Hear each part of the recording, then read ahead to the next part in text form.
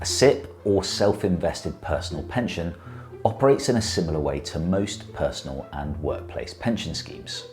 The main benefit compared to other types of pensions is that SIPPs typically provide access to the widest range of investments possible, and you can access your cash with full flexibility throughout retirement. Contributions into a SIPP receive full income tax relief, with 20% tax being contributed directly into your pension by the provider, which is a fantastic thing. And on top of that 20%, you can claim higher and additional rate relief via your tax return. They're also completely free of capital gains tax, and dividends, interest, and rent within a SIPP are not taxed as income. It's because of this that they can be a phenomenally effective way to grow your wealth. Saying that, it's really important to remember that apart from your 25% tax-free cash, all withdrawals from your pension will be taxed at your marginal rate. Now, most workplace schemes have a fairly limited list of funds available and aren't able to facilitate professional management.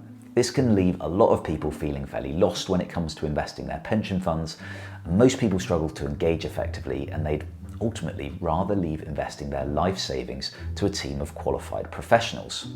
A high-quality investment manager should also be able to invest in instruments that aren't available to the retail market, but they will need the flexibility of a SIPP to access them. It's for this reason that it's pretty common for individuals to consolidate their workplace pensions into a SIPP just prior to retirement. It allows flexible access to their pension pot and ensures they can receive the advice and money management that they're likely going to need to make sure they have a comfortable retirement. A lot of people also ask me if you can hold a SIPP alongside your existing workplace scheme to take advantage of some of the benefits they can provide well ahead of retirement. In short, the answer is yes, but there are a number of things to think about. SIPPs often come with higher administrative costs compared to a group scheme, so it's important to ensure that the benefits outweigh the increased charges. And SIPP providers typically offer reduced pricing as the size of your pot increases. Depending on the group scheme and SIPP provider, it's not uncommon to need well over 100,000 in your pension before SIPPs become a cost-effective option. And even then, the bulk of price reductions start occurring once you hit the 250,000 mark. There are also some practicalities to bear in mind with this approach.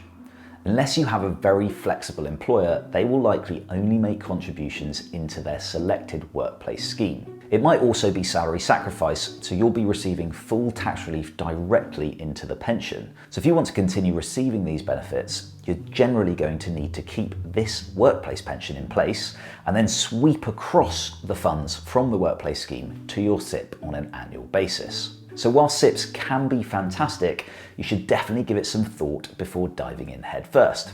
That being said, the International Longevity Centre's research showed that individuals who were able to access advice were on average £47,000 better off than people in the same income bracket who were unable to take advice. So the value of earlier access to advice and professional money management certainly shouldn't be underestimated. So if you're getting frustrated by the limitations of your workplace scheme or are preparing for retirement, you might find a SIPP could be right for you. But do take advice to make sure you aren't making any blunders or missing out on any benefits if a transfer is required. Because remember, your money really does matter.